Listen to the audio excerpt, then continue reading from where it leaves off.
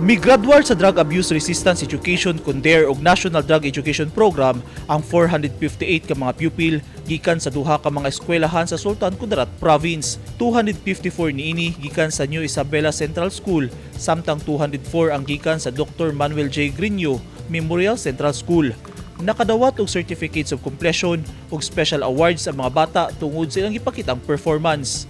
Ang Drug Abuse Resistance Education Program, advokasya ug education program sa Philippine National Police nga naninguhang maprotektahan ug malayo ang kabataan gikan sa makadaot nga epekto sa illegal nga droga. Tumong sab niini nga ma-institutionalize ang Preventive Information Standard ug education program sa PNP. Ang Drug Abuse Resistance Education graduation ceremony gihimo sa First Sultan Kudarat Provincial Mobile Force Company nga natigayon sa Dr. Manuel J. Grino Memorial Central School, Covered Court, Tacorong City, Sultan Kudarat ngadtong Martes. Gitambungan sa mga opisyal sa probinsyal nga gobyerno sa Sultan Kudarat, lokal nga gobyerno sa Tacorong City ug Schools Division Superintendent ang seremonya. Diin mipadayag sila sa ilang pagsuporta pinaagi sa pagpasabot sa mga graduates ang kamahinungdanon sa pag-edukar sa kabataan batok sa drug abuse.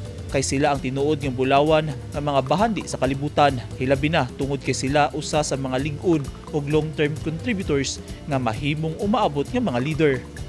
Eugene Hinutan, Newsline Philippines. Stay safe!